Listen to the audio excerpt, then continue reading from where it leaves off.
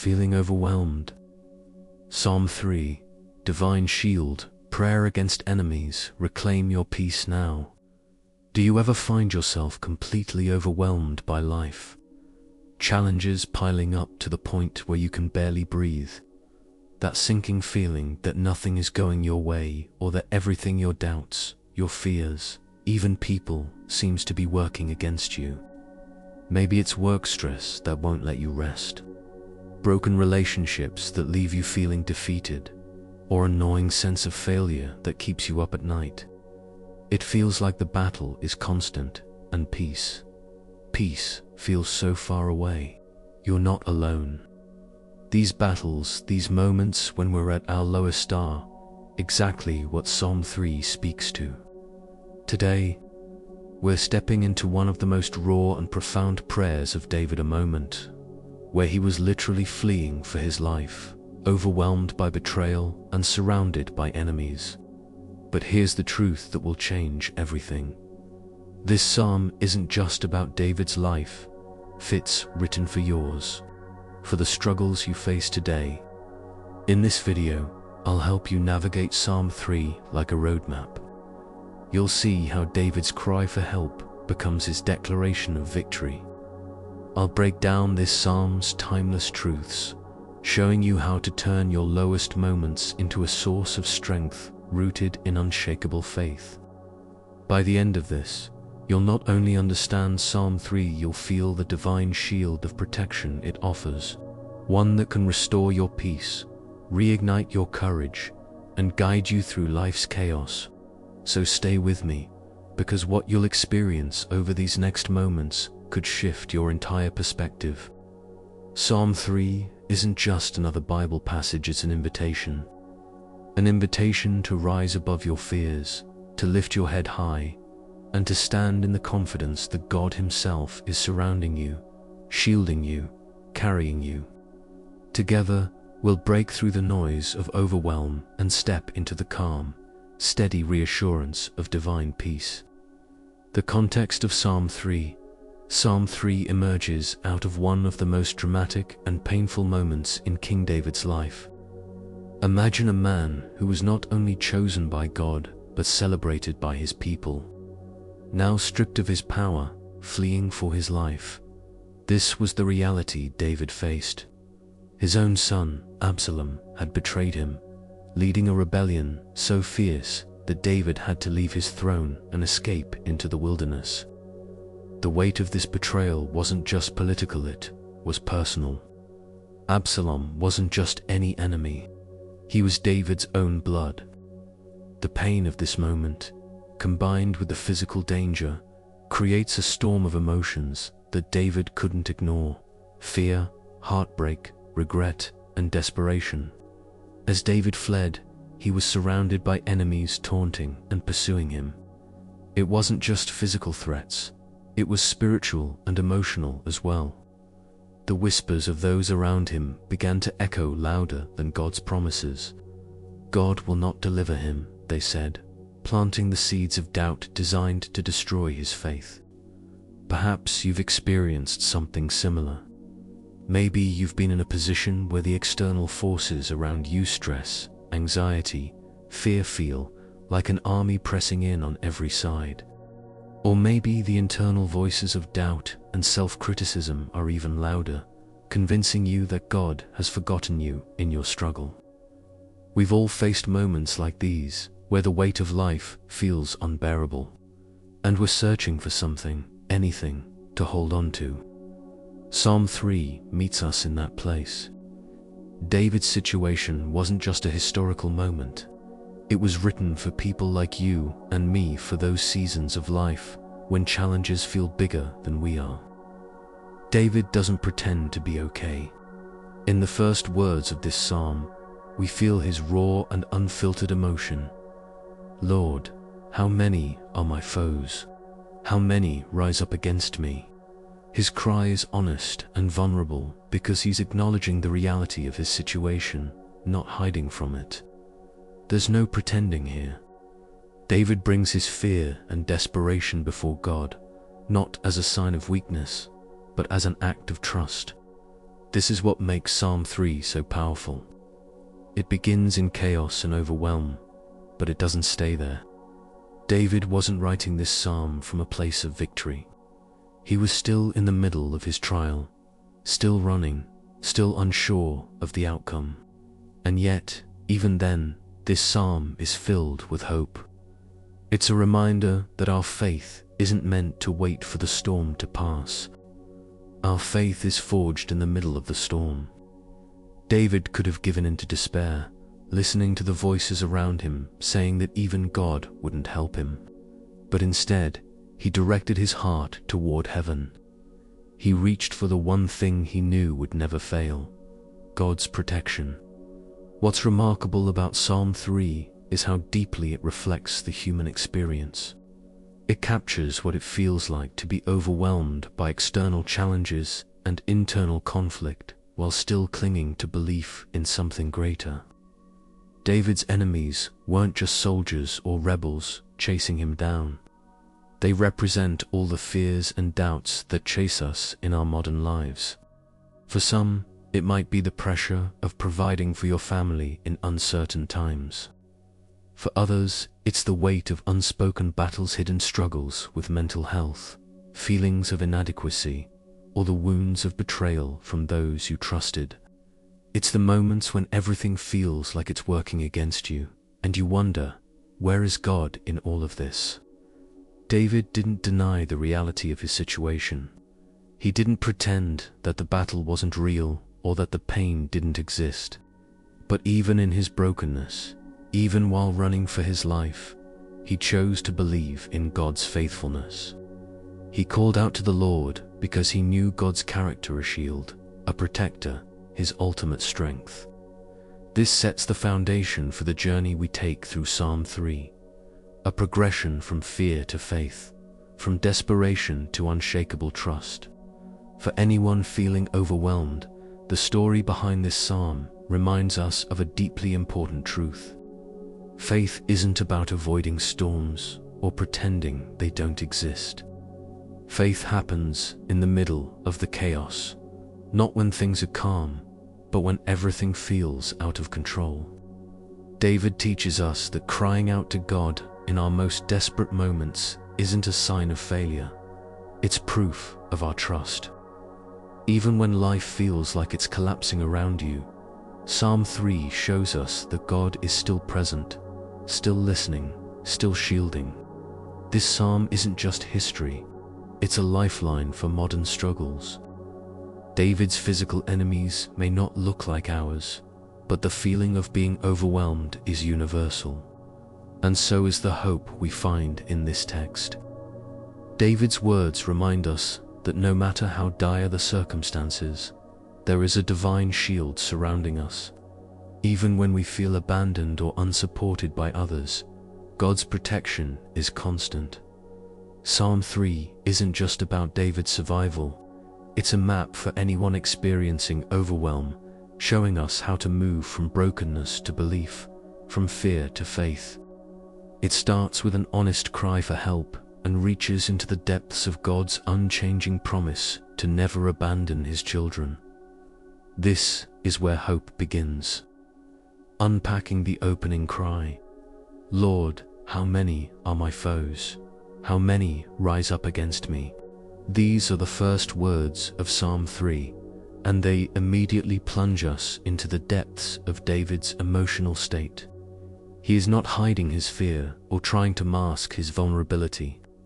His words are raw, unfiltered, and directly to the point. He is overwhelmed by enemies on all sides, but those enemies are more than just the army pursuing him. They are the voices outside and within telling him he is forsaken, defeated, and unworthy. David cries out to God, acknowledging the sheer number of those who rise against him, but his words go even deeper than counting his trouble. This cry isn't only an expression of fear, it's an act of faith. Why? Because David chooses to turn his struggle toward God rather than keeping it bottled up inside. He recognizes that God is not indifferent to his situation. This sets an example for us when we face moments of overwhelming pressure.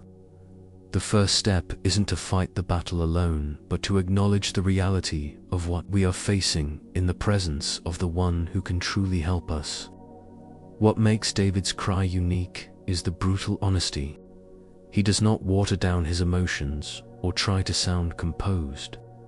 He approaches God with full transparency, expressing his fears, doubts, and desperate need for aid. Too often, in the weight of our own struggles, we convince ourselves that we must stay silent, that voicing our pain is somehow a lack of faith. But David shatters that misconception by showing us that God is big enough to handle our honesty. Starting with Lord, David anchors his cry in the acknowledgement that someone far greater than him, someone with the power to act, is listening. Consider the phrase, "How many are my foes?" It is both literal and deeply symbolic. For David, this phrase pointed to the rebellion led by Absalom, with countless people turning against him. For us, our foes might appear differently: waves of financial stress, broken relationships, crushing self-doubt, or struggles with health. Foes take the form of anything that rises up to overwhelm us, to shake our confidence, and to rob us of peace. David's cry reminds us that no struggle is too big or too small to bring before God. The next line, "How many rise up against me," sharpens the focus and adds a sense of immediacy. David feels pressed on all sides, yet the underlying message is not just what is happening around him, it is about the escalating nature of those challenges. They rise up as if actively conspiring to break him. And here's the striking truth: David does not dismiss his fear.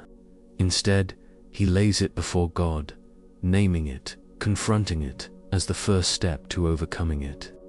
There is power in calling out what oppresses us, not as a way of surrendering to it, but as a way of acknowledging that it exists while placing it into God's hands. As David continues, the deeper emotional struggle is revealed.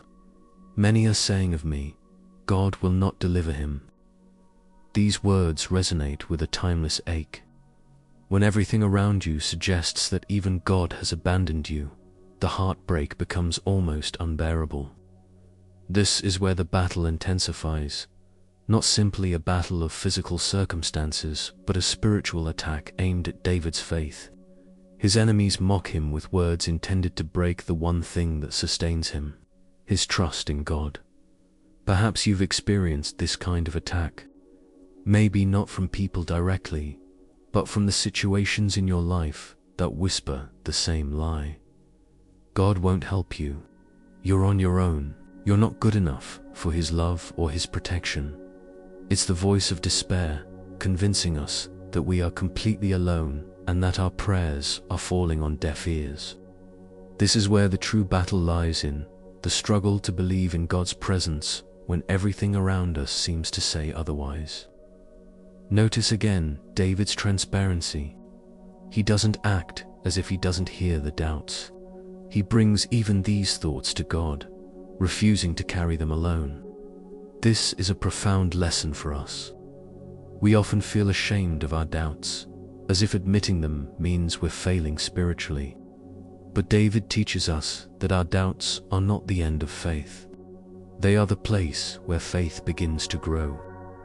By bringing them to God, we open the door for him to answer, to remind us of his truth, and to silence the voices of despair. David's words are not just a historical recounting. They speak directly to us today. In those moments when life seems to gather all its forces against us, when the pressures of the world weigh heavy on our hearts, David's cry reminds us, first and foremost, to turn toward God. The numerical weight of our struggles, how many, does not overwhelm the infinite strength of the God we serve. Through this honest cry, David is also teaching us that faith doesn't mean ignoring reality. It means facing reality with the assurance that we are not alone. In acknowledging how many enemies rise against him, David sets the stage for God's power to shine even brighter. He holds nothing back because he knows that every fear, every doubt, and every cry of desperation is met by an even greater promise. Even when it feels like everything is working against us, even when others, or our own hearts, say that God won't deliver us, the simple act of bringing that pain to Him marks a turning point. Psalm 3 doesn't begin with victory, but it begins with honesty, and that honesty opens the door for faith to step in.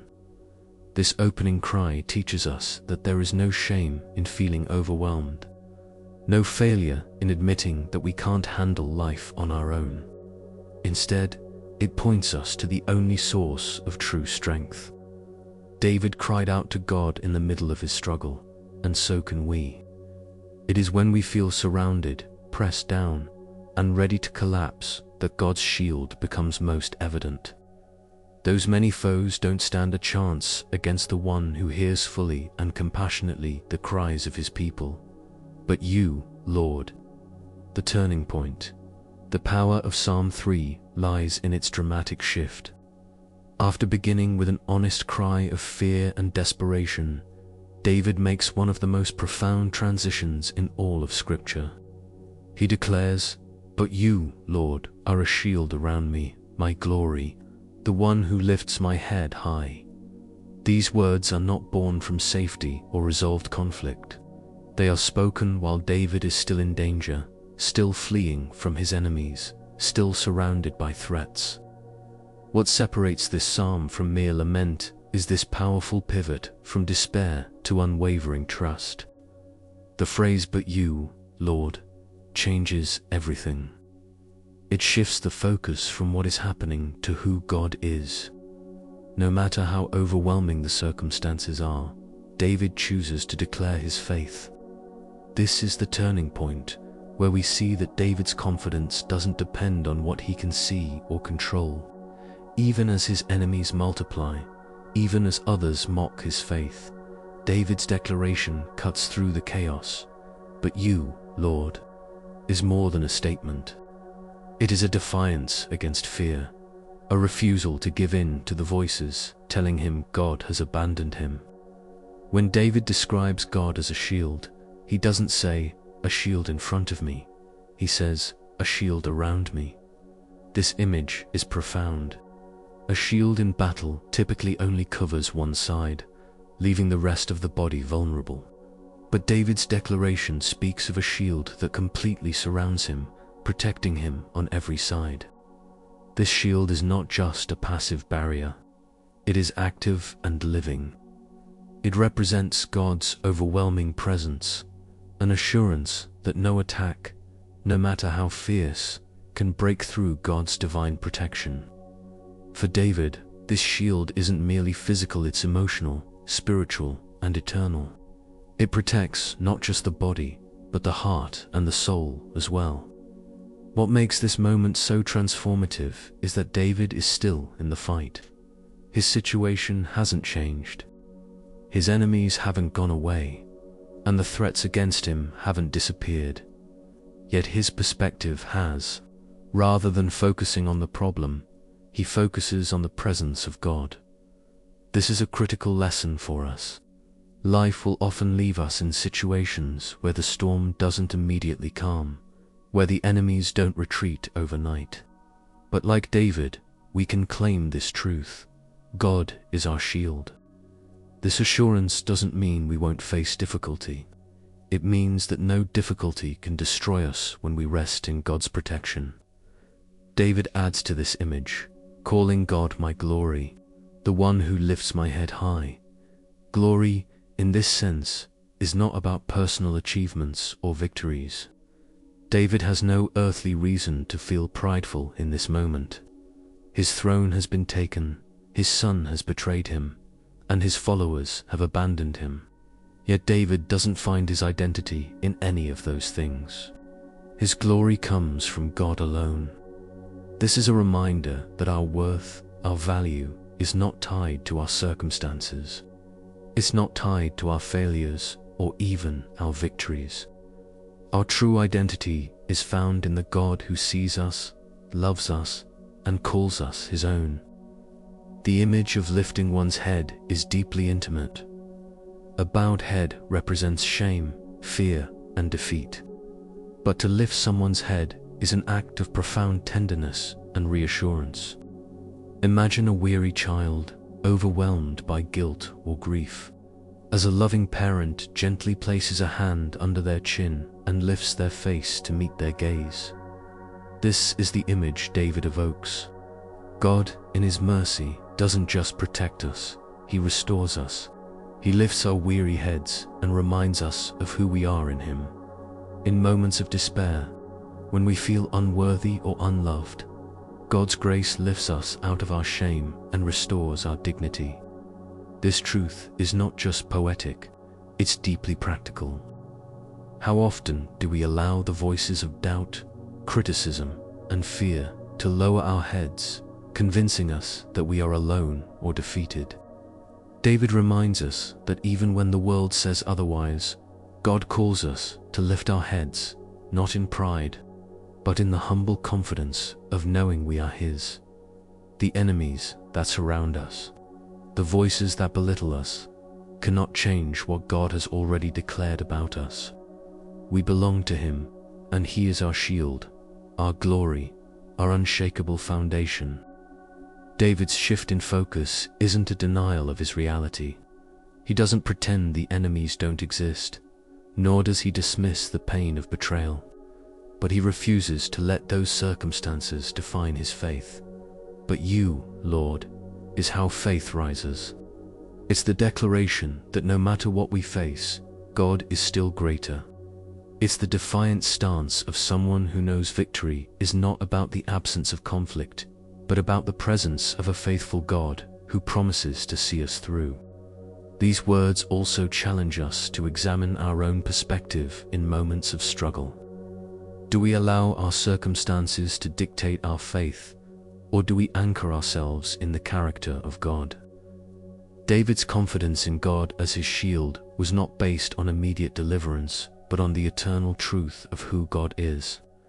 This is where true peace is found, not in the resolution of every problem, but in the assurance that God is with us in the midst of it. As we reflect on the power of this turning point, it invites us to make our own declaration of trust. When we are overwhelmed, when we feel surrounded, can we say, "But you, Lord"? Can we shift our focus, even momentarily, from the weight of our struggles to the truth of God's presence? David's words remind us that no matter how loud the voices of doubt may be, the voice of God is stronger. He is our shield, our glory, the one who lifts our heads, not because of what we've done, but because of who he is. This is the hope we carry as we move forward confident, not in ourselves, but in the God who surrounds and protects us always. A modern science spin: how faith rewires your mind. Faith isn't just a spiritual concept. It's also powerfully transformative on a mental and emotional level. Modern science, in fact, helps us understand what believers like David instinctively knew when he declared, "But you, Lord." Psalm 3 teaches us faith is not just about survival, it's about renewal. While David's enemies prowled around him, trying to crush his spirit, he leaned into something divine, something greater than himself. And as it turns out, this spiritual act holds profound lessons for our bodies and brains. When David cried out to God, he was doing more than seeking comfort. He was shifting his focus, pulling his attention away from the chaos of his circumstances and choosing to connect with God. Neuroscience shows us that this shift, rooted in prayer, faith, or meditation, has measurable effects on the brain. It calms the amygdala, the part of the brain that fires up when we're scared or overwhelmed, shrinking feelings of fear and anxiety. It engages the prefrontal cortex, the part of the brain responsible for rational thinking and decision-making. David's cry might have felt like surrender, but it wasn't passive. was an intentional act that allowed him to rise above his crisis. Studies have shown repeatedly that prayer and meditation, like the practices rooted in the Psalms, can release neurotransmitters like serotonin and dopamine. These are the chemicals that stabilize our mood, generate feelings of peace, and give us a sense of well-being. Even in moments of overwhelming fear, as David experienced, turning to God acts as a powerful circuit breaker for the constant flood of negative emotions. His faith wasn't just a framework for surviving hardship, it was a way for his mind to process pain in a healthier and more hopeful way. Think about it. When David shifted from "Lord, my foes are many too, but you, Lord, are a shield around me," he wasn't denying the chaos. Instead, he was rewiring the most critical piece of the battle, his own perspective. By affirming God's presence, David opened a door to peace, even when his external circumstances gave him no logical reason to feel it. It's a lesson for us today. We can't always change our challenges, but we can influence the way our minds respond to them. Faith acts as a reset, pulling us out of panic and positioning us to approach even life's hardest moments with a renewed sense of clarity. The ancient wisdom of the Psalms, as it turns out, aligns with modern tools like mindfulness. Psychologists now emphasize the role of gratitude and intentional focus in healing the effects of stress and anxiety. When David said, "You, Lord, are a shield around me," he was engaging in what modern science recognizes as cognitive refuge, a broader truth that replaces fear with strength. In his case, he reminded himself that with God, he had an unbreakable defense. His enemies didn't go away immediately, but the power they had over his mind began to fade. David's declaration also points to a deeper truth about trust and control. Many of us attempt to control every outcome in our lives, believing that peace will only come when we've solved every problem. But faith shifts this dynamic entirely. By trusting God, by releasing control and believing in the shield of his protection, we relieve our brains from the exhaustive cycle of trying to manage situations we were never meant to handle on our own. This is where faith and rest intersect, not as passive resignation. Chapter 4: A Modern Science Spin. How Faith Rewires Your Mind. Faith is powerful, not just on a spiritual level, but also on a physiological one. While Psalm 3 conveys the strength of divine protection, it also illuminates something deeper: the way trust in God, prayer, and reflection fundamentally change how we think, feel, and respond to life's challenges. David's declaration that God is his shield isn't just spiritual poetry. It's also a mindset that rewires his approach to fear and anxiety. Modern science helps us understand how this works in ways David may not have fully known, yet his faith tapped into truths now confirmed by research. When you cry out to God, as David did in Psalm 3, something remarkable happens in your brain. Studies in neuroscience and psychology show the profound impact of prayer and faith on mental health. Practicing gratitude and engaging in spiritual practices like prayer or reading Scripture reduces stress levels and increases the production of chemicals in the brain responsible for emotional resilience and happiness. Serotonin, often called the feel-good chemical, is directly influenced by meditation and prayer. At the same time, dopamine, responsible for feelings of motivation and reward, is released when we engage in acts of hope and trust. Prayer isn't just a way to communicate with God, it's also a practice for quieting the mind, anchoring your thoughts, and creating a physical sense of peace and stability in your life. When David says, "But you, Lord, are a shield around me," and declares God as the one who lifts my head high, his mindset reflects that shift from chaos to calm, from fear to faith. In those moments, his choice to focus on God serves as an antidote to the paralyzing effects of stress and anxiety. There's a phenomenon known as cognitive reframing, where the perspective through which we view a situation determines how we feel about it and how we react.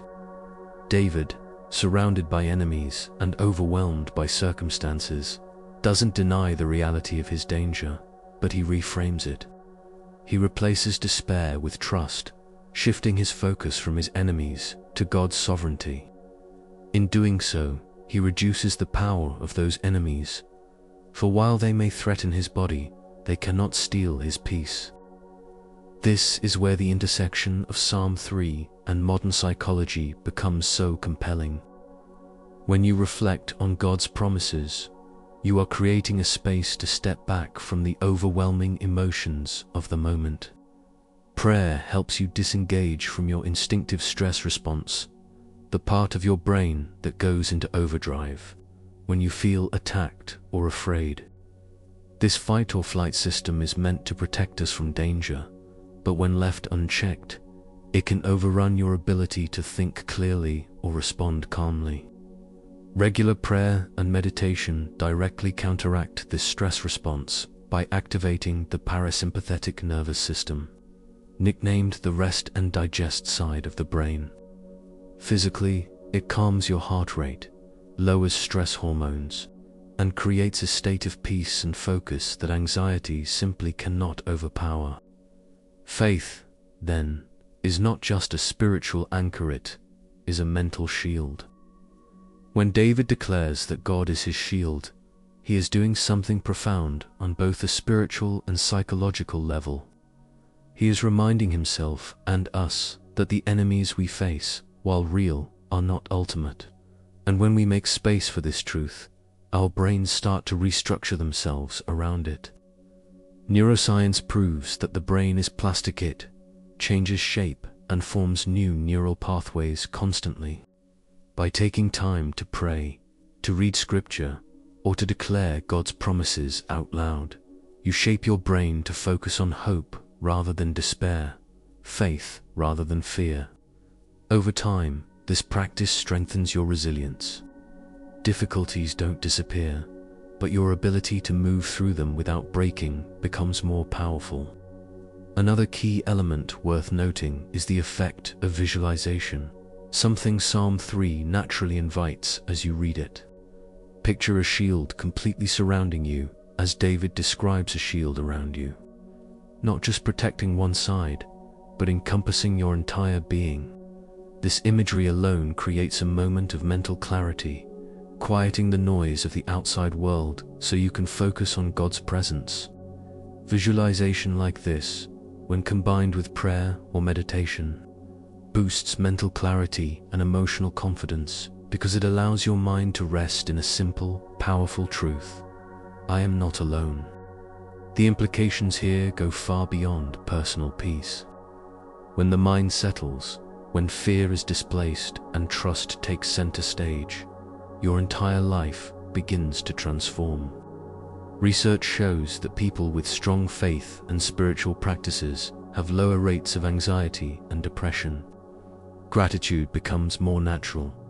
Relationships grow stronger. Suddenly, you start making decisions based not on survival mode thinking, but on purpose-driven trust. David's declaration of trust in Psalm 3 becomes a model not only for spiritual resilience, but for mental well-being. From a scientific perspective, gratitude also plays a central role in this transformation. David doesn't wait for his enemies to disappear before declaring God's goodness. He steps into gratitude in the present moment, confident that God is with him regardless of the battle. Gratitude, like prayer, releases serotonin and dopamine in the brain. It shifts your mindset from scarcity, what's missing in life, to abundance, what is already good, true, and beautiful. Even when the challenges don't fade, gratitude changes the way you carry them. This dual insight, where faith and science meet, reveals a deeper truth embedded in Psalm 3. The words of David don't just touch the soul, they physically transform the mind. Prayer becomes more than a habit, it's a tool to reset your thoughts. Gratitude becomes more than polite acknowledgement, it's a powerful practice that rewires your brain for hope. And trust becomes more than a spiritual concept. It's the very foundation of your emotional and mental resilience. As you reflect on Psalm 3, take this to heart. Your struggles may not vanish overnight, but your mind and soul can change how you carry them. Like David, you can cry out with honesty but also declare, "But you, Lord." This is the moment everything begins to shift, not necessarily externally, but internally, where fear's grip starts to loosen and God's peace takes its place. The divine shield, David declared, is not just spiritual armor, it's a source of profound healing, mentally and emotionally, for those who choose to trust in it. Lifting your head high, the power of resilience. In the middle of Psalm 3, after David declares God as his shield and glory, he introduces an image that carries weight far beyond its simplicity. He says, "You, Lord, are the one who lifts my head high." These words are easy to glance over, but they hold a profound truth. Lifting the head is not just a physical act, it's a spiritual transformation, a renewal of strength, a restoration of dignity. These words are an act of resilience, and in them, David shows us how faith can reshape even the most shattered heart. Picture David's state when he wrote these words. He was a man on the run, hunted and betrayed, rejected by many of the people he once led. His son, the child who should have been his greatest ally, rose against him to take the throne by force. In this moment, David's head wasn't lifted in victory. It bowed under the crushing weight of sorrow and shame. Humanly speaking, he had every reason to succumb to despair, but instead, his words give us a glimpse of a powerful truth about resilience. It isn't about denying the difficulties, it's about finding, within the brokenness, a strength that only God can provide. The act of lifting the head is deeply symbolic. A bowed head represents shame, defeat, or fear. It's the posture of someone who is crushed under the weight of life, who is too weary or too broken to even look up. But when David says that God lifts his head, he's showing us something extraordinary. God doesn't stand at a distance, waiting for us to rebuild ourselves or prove our worth. He steps in. He meets us in our lowest moments, when we feel unworthy, inadequate, or forgotten. And he gently lifts our heads so we can see the world and ourselves through his eyes. In this lifting, there is both intimacy and transformation. It's not the same as simply encouraging or consoling someone. When God lifts our heads, he isn't just offering kind words to get us through the moment. He's restoring our identity. He's reminding us that we are not defined by our failure, our enemies, or our circumstances, but by the love and purpose he has for us. David's words point to the kind of resilience that comes not from self-reliance, but from surrender. By letting God lift his head, David steps into a strength greater than his own. This image is a personal one for many of us today. Life has a way of bowing our heads, whether through trials, mistakes, or the sheer weight of trying to hold everything together on our own. Perhaps your spirit has felt crushed under the burden of work stress, financial problems, or strained relationships, leaving you feeling like there's no hope, no way forward. Or maybe it's the voice of shame, reminding you of past failures, convincing you that you don't deserve peace, that you are too far gone for God to lift your head.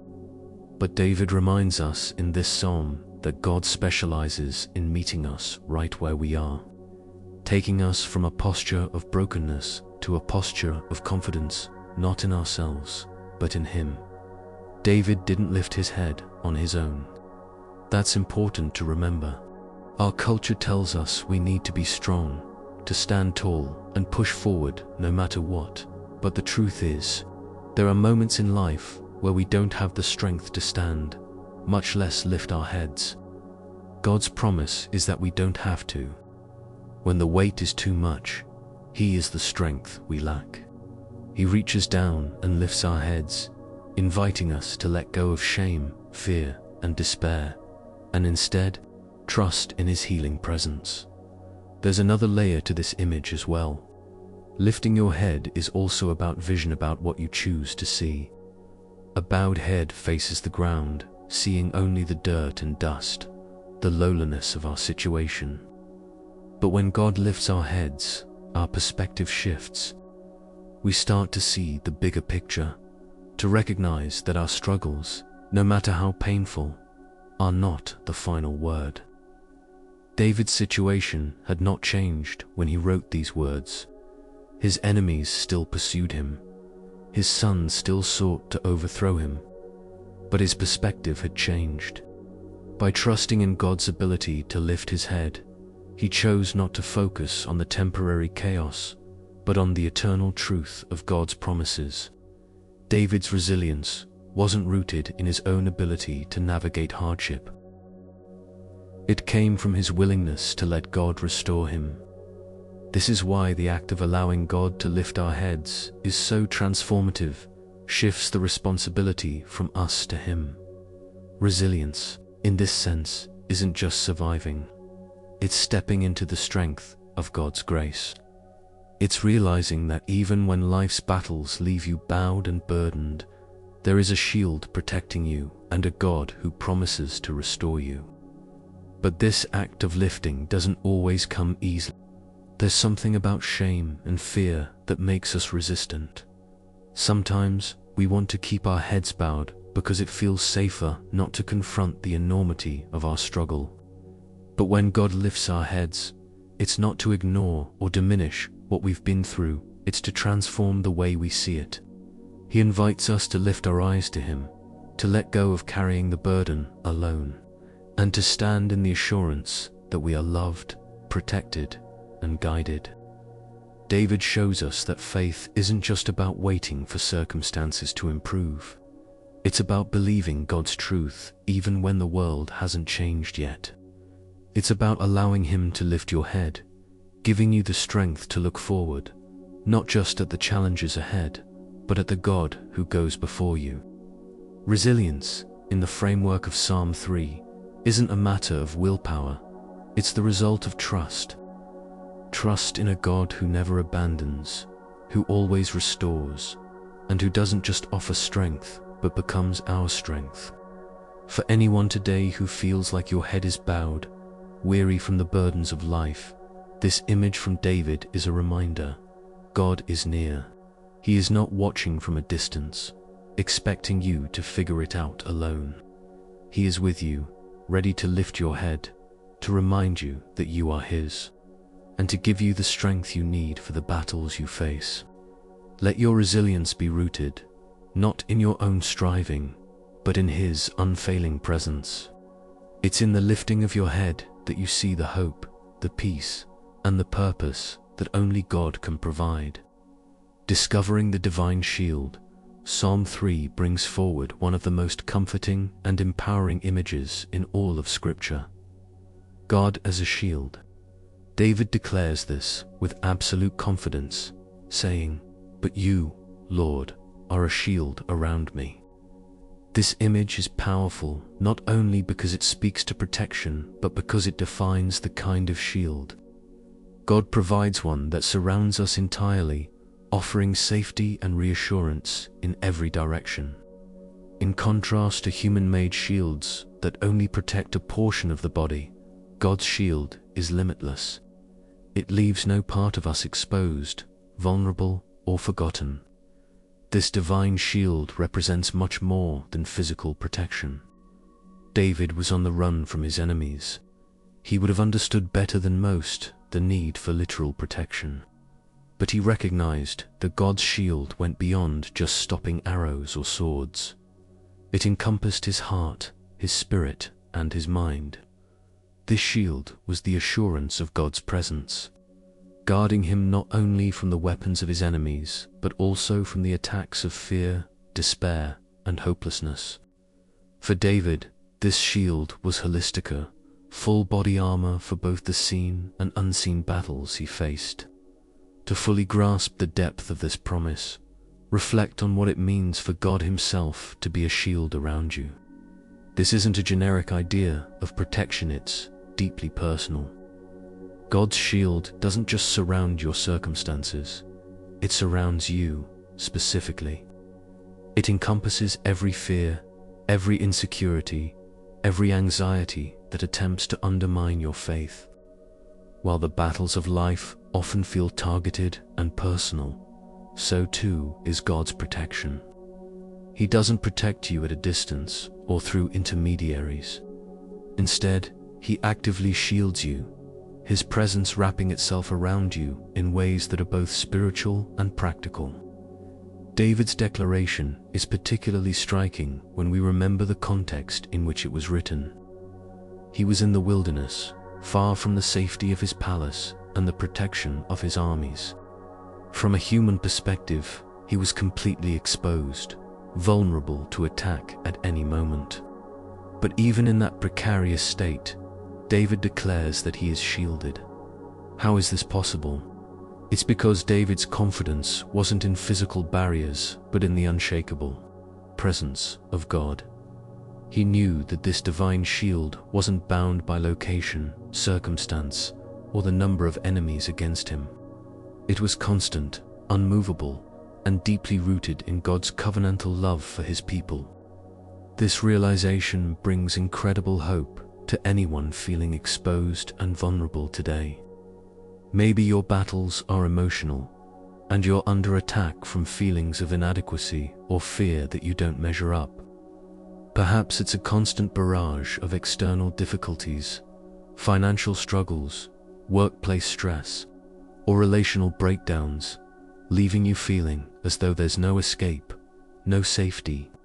Psalm 3 reminds us that God's shield isn't conditional on us. His protection isn't weakened by the size or strength of what we face. It is rooted in His unchanging nature, and no weapon pointed at you, whether spiritual, emotional, or physical, can breach the barrier of His presence. The nature of this shield also reminds us of the intricate balance between God's active protection and our trust in Him. A shield will only work if we stay within its boundaries. It requires us to step into the safety it offers, to believe that it is enough.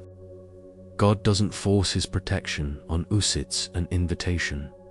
David's words are not just a declaration of faith, they're an act of submission. By acknowledging God as his shield, David is saying, I will trust you to defend me. I will rest in your protection instead of trying to fight on my own. This, perhaps, is the hardest part of the battle for many of us today. It's tempting to rely on our own strategies, to exhaust ourselves fighting battles we were never meant to fight, rather than trusting in the shield God freely offers. Another remarkable aspect of God as a shield is how active it is. David isn't placing his faith in something static. God's shield doesn't simply block what comes your way, actively reinforces, surrounds, and sustains you. This is particularly important when life feels relentless, when the enemies don't stop coming, and the pressure feels too heavy to bear. God doesn't promise that the attacks will cease, but He does promise that none will succeed in defeating you. His shield doesn't eliminate the challenges. It ensures that those challenges will not overcome His purpose for your life. David's confidence in this shield is reflected in how the psalm progresses. After declaring God as his protector, he says, I lie down and sleep. I wake again because the Lord sustains me. Consider that for a moment. David is sleeping in the wilderness while being pursued by an armed rebellion. Human logic says he should remain alert, constantly watching for danger, overwhelmed by stress. Yet, because of his faith in God's protection, he lies down and sleeps peacefully. This is the ultimate evidence of trust, resting in God's shield, knowing that it is enough. This invitation to rest in God's protection is one of the most practical applications for us in today's world.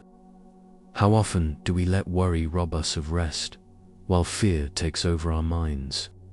We carry the weight of trying to control outcomes, constantly on edge, unsure of what's waiting for us. But Psalm 3 teaches us a new way. God's shield isn't a concept to be admired from a distance. It's a reality to be experienced. It invites us to trust, not just mentally but physically, to release our anxiety and allow ourselves to fully internalize the truth of God's presence surrounding us. The divine shield that David speaks of in Psalm 3 isn't just an image of defense. It's a declaration of God's love and commitment. When you feel surrounded, when you feel like every part of your life is under attack, remember this truth: you are fully covered. Just as David's enemies outnumbered him but couldn't knock down his faith, the things that rise against you today are powerless compared to God's shield. It is an impenetrable force formed by His perfect love and unfailing promises. When you begin to see God's shield in this way, everything changes. You stop fighting battles in your own strength. You stop letting fear dictate your responses. Instead, you start to step into His safety, no longer striving for control, but resting in the God who surrounds you entirely. This doesn't mean life's challenges vanish, but it does mean you can face them with a peace and confidence that come from knowing nothing can reach you without passing through the hands of the one who shields you. Trust in this shield and let it surround not just your circumstances, but your heart. In God's care, you are truly safe. Prayer as divine connection. Prayer is more than words spoken in moments of need. It's a lifeline, a direct connection to the Creator who knows us fully and loves us unconditionally. In Psalm 3, David's prayer is an intimate expression of trust in the Lord, and it presents prayer as a powerful tool for realignment in the midst of chaos. Through prayer, David doesn't just petition God for help. He strengthens the bond between himself and the divine, allowing him to find peace even in the face of overwhelming adversity. His example reveals the true purpose of prayer: less about changing our circumstances instantly and more about transforming the way we navigate them. David's prayer in Psalm 3 isn't long or eloquent. It's raw, simple, and straight from the depths of a weary heart. Lord, how many are my foes? He begins openly acknowledging the reality of his situation. Yet while prayer often begins in desperation, its purpose is far greater than voicing concerns or listing requests. Prayer draws us closer to a God who not only hears, but responds. David's voice might have been trembling, his words might have been heavy with fear, but his prayer was an act of faith declaration that he believed God was listening, even when circumstances whispered otherwise. In prayer, David takes his focus off his enemies and places it squarely on God. This is the divine exchange that happens when we pray. When we fixate on our problems, we magnify them, giving them power to dictate our thoughts and emotions. But when we pray, we shift the lens of our perspective and magnify God instead. Prayer allows us to surrender our burdens, acknowledging that the weight was never meant to be carried alone. In crying out to God, we're not complaining to the heavens. We're inviting the Almighty into our pain. This is what David knew. Prayer transforms not because it fixes every problem immediately, but because it invites God's presence into the struggle. David shows that prayer also heals.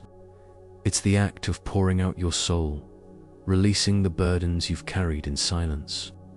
In the line, "I call out to the Lord, and He answers me from His holy mountain," we see the completeness of this interaction. David doesn't merely speak to the air, he trusts in God's response. That response might not always come in dramatic or immediate ways, but it will come. Whether through quiet reassurance, a moment of clarity, or eventual deliverance, God answers. And it is this expectancy, the belief that God will respond, that makes prayer far more than mechanical words. It becomes communion, a conversation that uplifts and renews the spirit. This practice of prayer is not a passive exercise. When David prayed, he surrendered his anxieties, but he didn't resign to defeat. Prayer is active. It requires an intentional reaching out, especially when the storms of life make us feel isolated, even when surrounded by enemies, both external and internal. David held onto one truth, that God's ear was never too far from his cries. This belief sustained him, granting peace amidst the turmoil. Modern life offers countless distractions, often pulling us away from prayer. When we're overwhelmed, our default response might be to grasp for control, overthink solutions, or shut down in exhaustion. Yet prayer invites us to pause, to step away from the noise, and to realign our hearts with the unchanging nature of God. While our problems scream for attention, prayer helps us tune into the still, steady presence of the one who is always near. It reminds us that our identity, our worth, and our safety are rooted in Him, not in our ability to fix everything or measure up. Additionally, there's a personal intimacy in prayer, a sense of connection that reminds us we're not just shouting into the abyss, but engaging with a loving Father. David's prayer in Psalm 3 reveals his vulnerability. He doesn't mask his emotions or pretend to have it all together. He approaches God openly, honestly, bringing his full self into the conversation. And here lies another powerful lesson. God doesn't require perfection in prayer. We don't need the right words, the perfect attitude, or a polished presentation. What He desires is authenticity. He wants us to come as we are worn down, uncertain, angry, afraid, and allow His grace to meet us in that space. David's prayer also challenges us to expand our perspective on what prayer accomplishes. It's tempting to think of prayer as transactional: ask, receive, problem solved. But Psalm 3 reveals that prayer is deeply relational.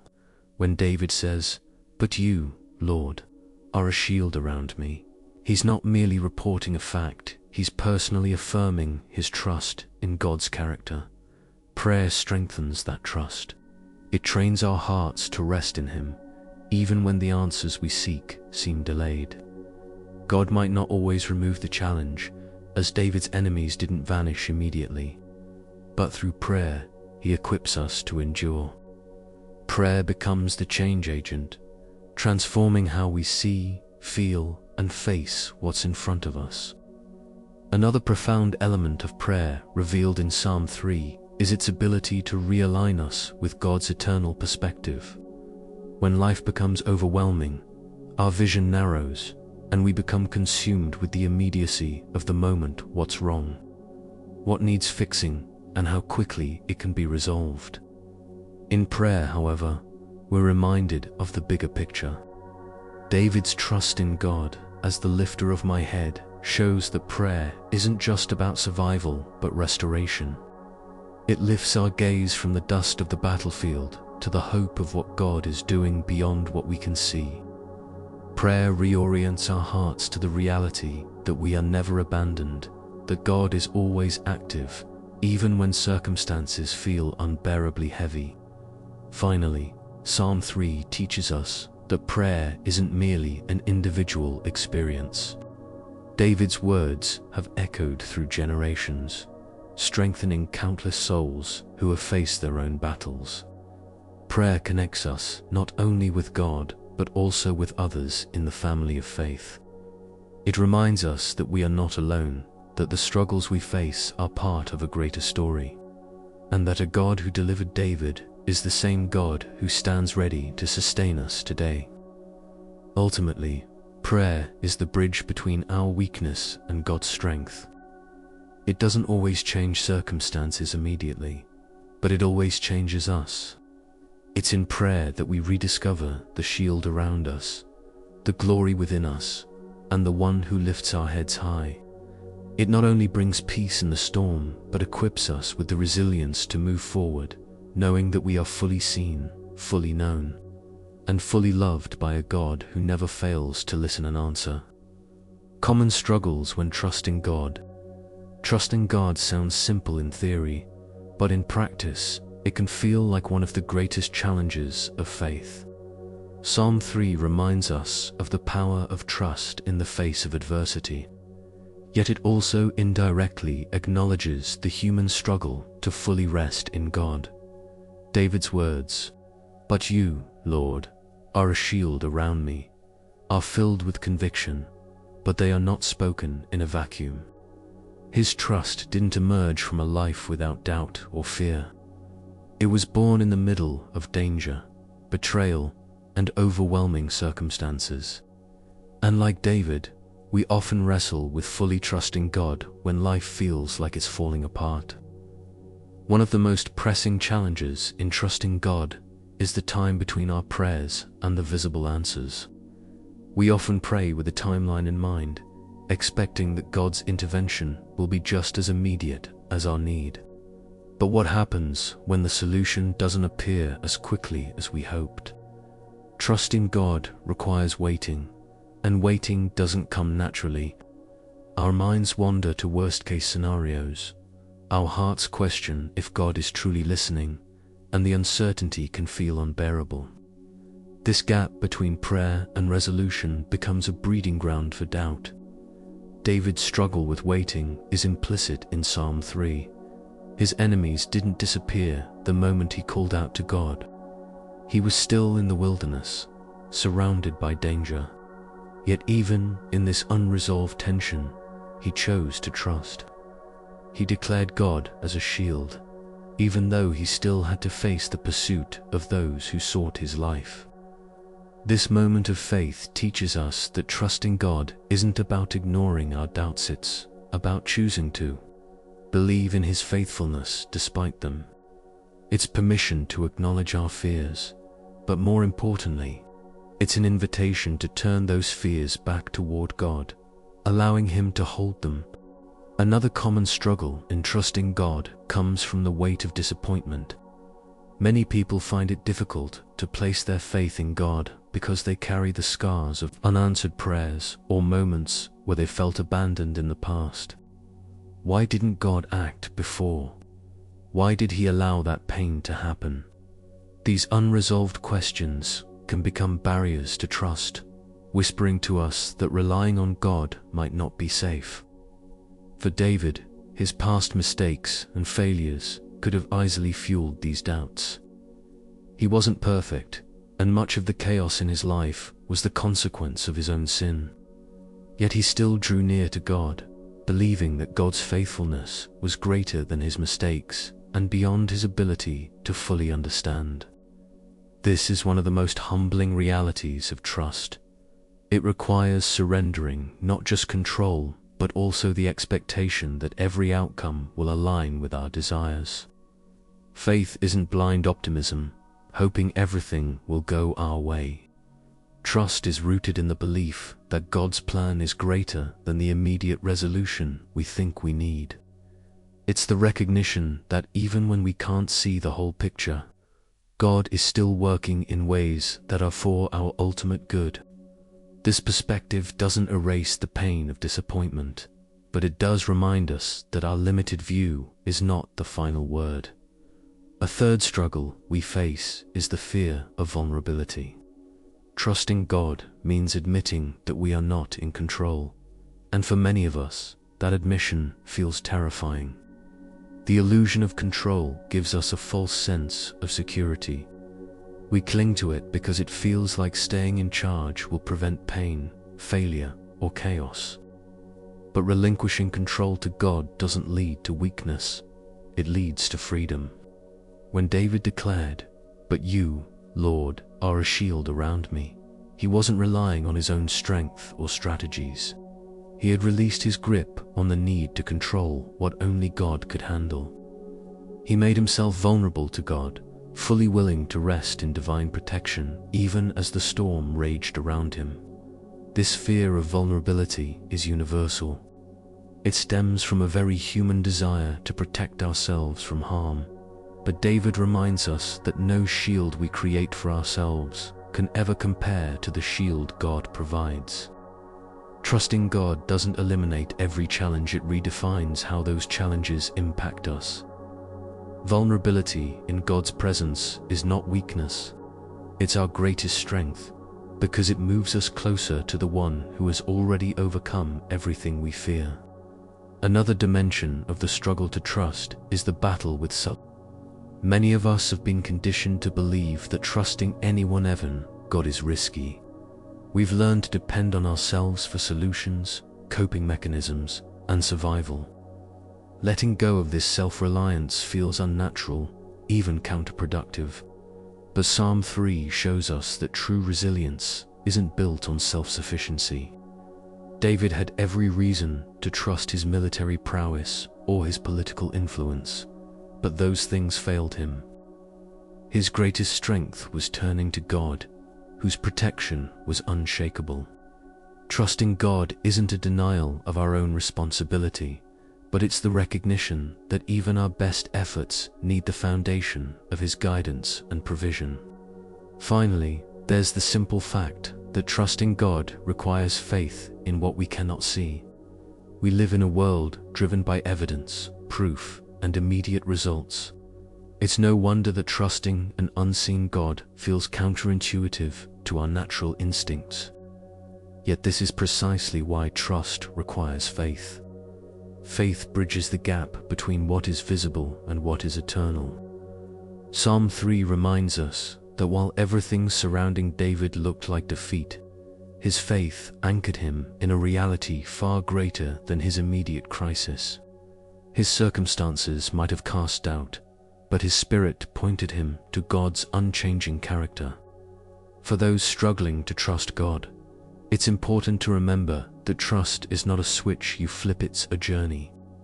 It grows a little at a time, often through moments of tension between fear and faith. Even David, a man after God's own heart, experienced these struggles. What set him apart wasn't that he never doubted, but that he continually chose to turn those doubts toward God, rather than away from Him. Trust isn't about achieving perfect certainty. It's about choosing God again and again, even when questions remain. The struggles we face when trusting God are real, but they are not insurmountable. They are opportunities for growth, grounding us in the truth that trust is ultimately about surrender. When we acknowledge the difficulty, when we allow God into the places of pain, disappointment, and fear, we discover a trust that isn't built on our ability to stay strong. It's built on His unchanging faithfulness. Through Psalm 3, David shows us that trust may start as a struggle, but in surrender to God, it becomes our greatest weapon against the challenges that surround us. Insights from spiritual greats throughout the centuries, spiritual leaders and theologians have found deep resonance in the words of Psalm 3. Its themes of fear, surrender, and divine protection transcend the historical context of David's life, becoming a source of comfort, strength, and guidance for all believers who face battles of their own. These voices of faith, rooted in profound spiritual insight, invite us to see David's declaration through new perspectives, revealing how Psalm 3 continues to speak powerfully to the human experience and to our understanding of God today. One of the most striking insights comes from the writings of C.S. Lewis, who often spoke about the intersection of fear and faith. Lewis described how pain and adversity function as a form of divine communication. He wrote, "God whispers in our pleasures, speaks in our conscience, but shouts in our pain. It is His megaphone to rouse a deaf world." When we see Psalm 3 through this lens, David's cries for help take on a deeper meaning. His suffering was not a sign of God's absence, but rather an opportunity to depend fully on God's presence. Like Lewis taught, it is often in the moments of crisis, when human strength is not enough, that we become most aware of our need for divine intervention. This perspective challenges modern assumptions about faith and suffering. Many believe that trust in God should shield us from difficulties, but Psalm 3, paired with Lewis's insight, reminds us that struggles are often the very soil in which trust grows. The enemies surrounding David were more than a threat. They were the circumstance that compelled him to cry out to God and witness his protection firsthand. Likewise, the difficulties we face today, while painful, can become the means by which we experience God's faithfulness on a deeper, more transformative level. Dietrich Bonhoeffer, the renowned theologian and martyr, also offers wisdom that complements David's words. Bonhoeffer emphasized the active nature of faith, noting that it requires courage to trust God, particularly in the face of uncertainty. He wrote in his reflections on the Psalms, "Only he who believes is obedient, and only he who is obedient believes." In Psalm 3, David's trust in God as a shield wasn't just intellectual, it was active. He didn't merely acknowledge God's protection, he leaned into it, allowing it to determine his perspective, his decisions, and even his ability to find rest in the wilderness. Bonhoeffer's insight forces us to ask hard questions. Do we merely nod at God's promises, or do we live as though they are true? David's declaration of faith was more than words, his life reflected it. Even as his enemies pursued him, he slept, trusting not in his own strength, but in the shield of God around him. This kind of radical trust that Bonhoeffer describes is the same trust we are invited to cultivate. It asks us to take active steps of faith, even when the path ahead is unclear and the odds seem insurmountable. Thomas Aquinas, another spiritual giant, provides a theological foundation for the shield imagery that David so beautifully describes.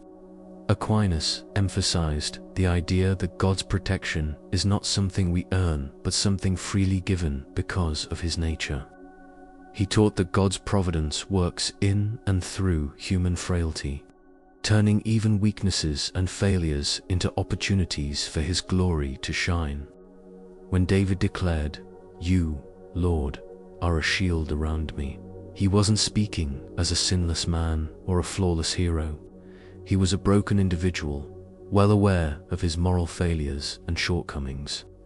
Yet his confidence in God's protection didn't waver because it wasn't rooted in his own worthiness. It was rooted in the steadfast character of God.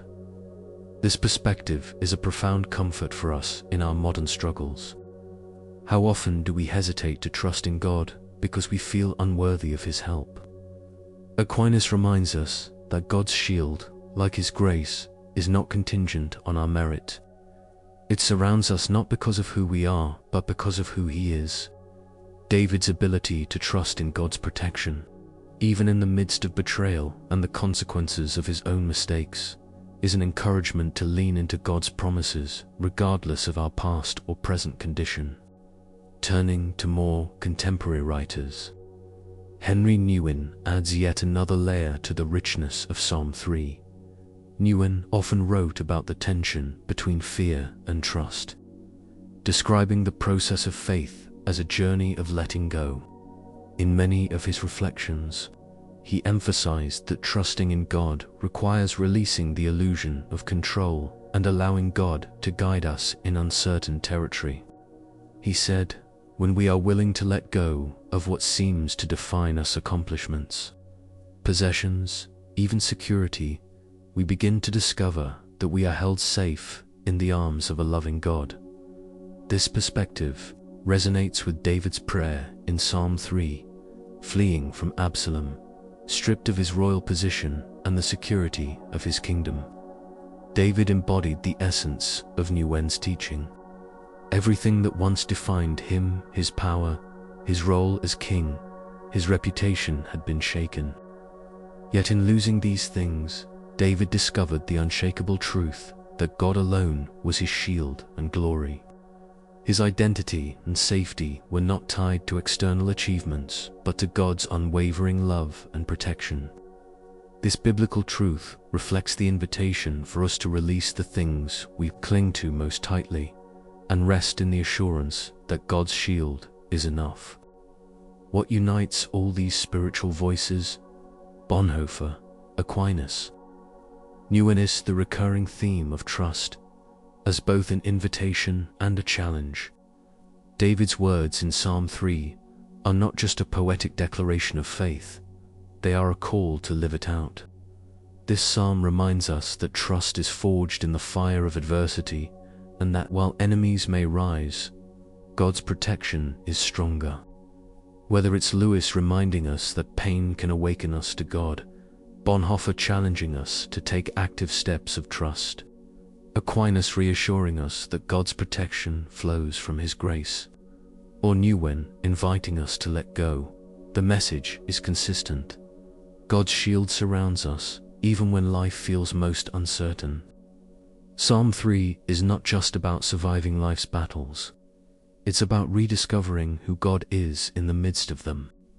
It's about stepping into the peace and protection that only He can provide, and trusting that His promises are as true today as they were in David's time. The insights of these spiritual giants help us see that life's struggles, while painful, are not signs of abandonment. They are opportunities to rest in the ultimate shield of God's presence, knowing He is our protector, our glory, and the lifter of our heads. He restorative power of surrender. One of the most profound lessons of Psalm 3 is the power of surrender, true surrender. The kind that releases control and places our lives fully into God's hands. This is not a passive giving up or an act of defeat, but rather a deliberate, faith-filled decision to trust God in the face of overwhelming circumstances. When David fled from Absalom and cried out to the Lord, he demonstrated that surrender is not about weakness. It's about recognizing where true strength comes from. It's about stepping away from trying to bear the impossible burdens of life on our own and resting in the unfailing protection, provision, and care of God. In Psalm 3, David finds himself in a situation where control is completely out of his grasp. His throne, his kingdom, his family, all of it is in turmoil. It would have been natural for him to respond by trying to fix everything, to muster every ounce of strength to reclaim what had been taken from him. Instead, David turns to God.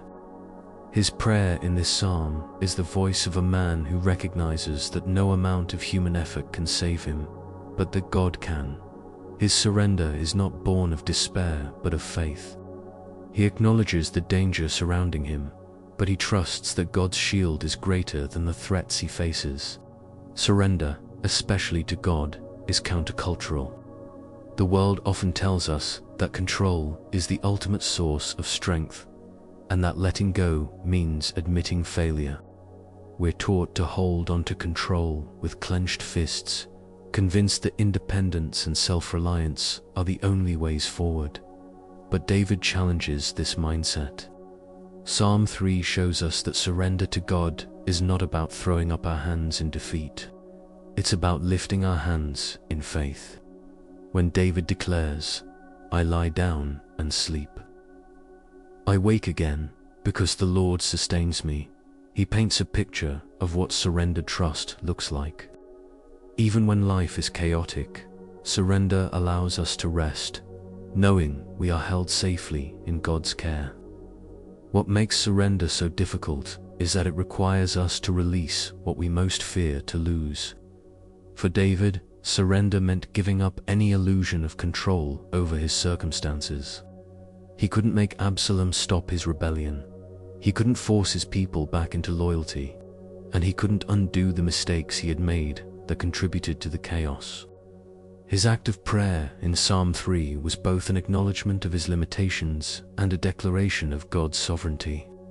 This is the heart of surrender, recognizing that we cannot navigate life's challenges alone and choosing to trust the one who holds the universe in his hands. It's important to note that surrender does not equal apathy. David didn't give up or stop caring about his situation.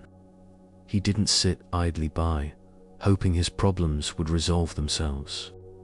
Instead, surrender is active. It involves choosing faith over fear, obedience over panic, and trust over doubt.